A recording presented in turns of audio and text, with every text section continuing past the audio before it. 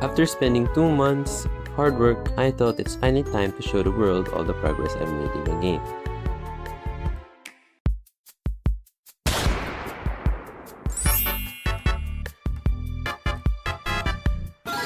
After acquiring the list of games that I would steal ideas from, get inspiration from, I successfully summed it all up to these 3. Minecraft Dungeons for the art and environment, Hive Blight for the gameplay mechanics, and Kukuran Kingdom for inspiration and lore. After weeks of daydreaming and overthinking about the storyline, a light bulb suddenly appeared in my head. And I began working on it, and here's what I got. First, there would be like 2 characters. Let's call them Steve and Alex, because why not? And where are they? Lost in a typical dark, gloomy forest. And guess what? They meet these cute, harmless, tiny little creatures called Ashwood Ghosts. And guess what? They aren't harmless at all. And guess what again?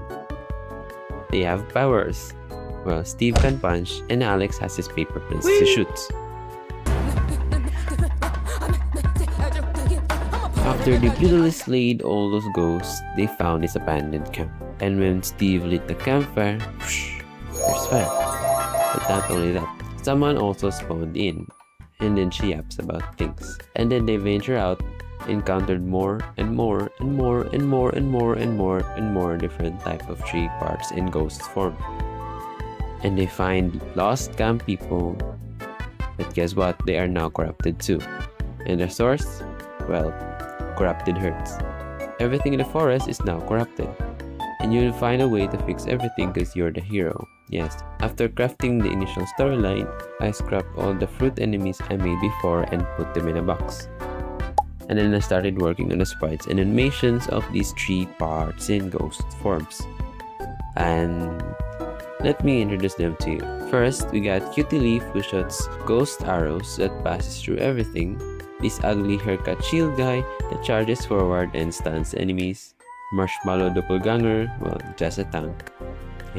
These big sister archers, long range, stunning arrows. Then we got these porcupines. Oh, I hate this. Every time they get hit, they hit back. Then we've got Cowboy Tifiti. Well, they yeet and pull your characters towards them and smacks them with their hair. Then we got Spore Bloom. They do poison cloud and do bigger poison clouds.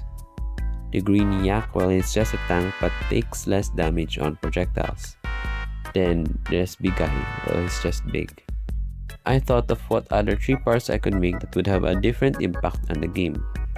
I thought maybe fruits could, I don't know, heal, or roots that could pin enemies to the ground or whatever. After that was settled, I started working on the levels. Since it's a forest we're venturing here, making a linear progress did not sound right to me, so I made it branching. Clearing certain stages would unlock stages it is connected to. Let's say, for example, if I clear stage 2, it would unlock stage 5. Instead of going 1, 2, 3, 4, 5, 6, 7, 8, why not go 1, 2, 5, 11, 23, or 2, 3, 6, 9, 10, 12, 18, 20. That way, the paths of progress are diverse. I thought of ways to make these levels different from each other, so I thought, what if during expedition you would encounter some other abandoned camps too? So why not? So I added a smaller room, drew some tents, and placed them on the map. Then I created corrupted versions of my characters by duplicating the objects and then changing their parent object.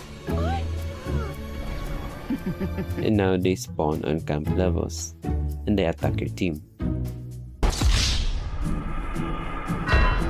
And by clearing camp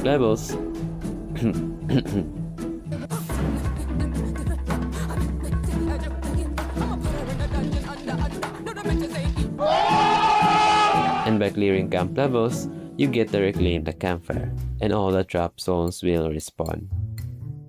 That idea freed me from the concept of buying characters from the shop.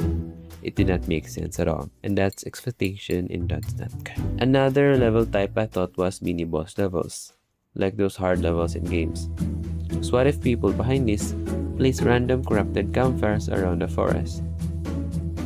So using the same big room, I created a new campfire object, a grayscale fire sprite, made it immune to debuffs, and made it color purple. big and unmovable. Can also heal corrupted beings and summon new wood parts that are ghosts.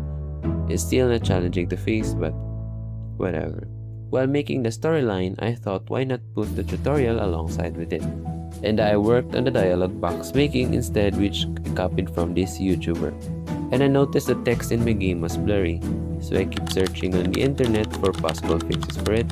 Ended up on different sites of Google, and anti-aliasing was making lines blurry.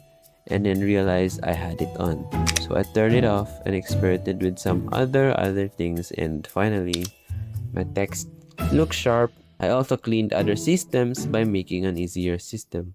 This huge block of code here was to define the amount of enemies per wave in a stage, and it was repetitive and very overwhelming to look at.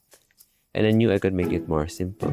So I made a function for defining the amount of enemies per wave, type of level, and how many levels. And define it all in this now smaller block of code. It was a lot neater and easier to look at. I also changed the look of the skill icons from these to their faces, because one of my friends said they had trouble knowing which skill icons owns which. My characters. 50% of my time would be spent balancing, adjusting, and revamping these characters out. Their skills, visual effects, animations, stats, and all. Even after now, I haven't finished adding animations to every single one. Here are some of my favorites. We have Nitrox, who owns the Sapphire Moon Bow, which could freeze enemies hit. Jake, who's like the guider of the stars. This Temple Explorer, who carries a Jade Torch that could heal and purify allies and poison enemies at the same time. And my recent revamp, the Phantom Bat Guy, which turns invisible. I tried giving him wings and improving his overall aura. To make sure everything is balanced, I made 3 leaderboards to track their damage taken, and the heal they dealt. In the results screen, you'd see who dealt the most damage, so the most damage, and dealt the most heal. And I also have this temporary thing on the side to see the full list. I also rearranged the description area, which was kind of messy. It has their backstory there, and their stats are like, I don't know, beneath everything, so it's too much to look at. So I made these cute little icons to define their stats, and then their ultimate skill name and its shortest possible description. I kind of battled with myself here cause the characters have a lot of mechanics to have a description is simple, but I thought maybe I have to make an almanac or something for it soon. While playtesting my game for hours and hours, I got bored and experimented with how the environment looks. I explored the world of shaders and failed horribly. And that's when I found layers. Effect layers exist. And I must say, it's kind of fun. I experimented with some stuff: underwater, earthquake, tinted, windy, foggy, vignette, star shower, Jake shower. I even tried texturing the forest to be in daylight. I still have a lot of things to work on: the boss fight, maybe I'll add equipments, or a way to level up the characters, finish the storyline, improve my art style, and that's a problem for another month. What do you think? Rest 2 months, see you in the next one.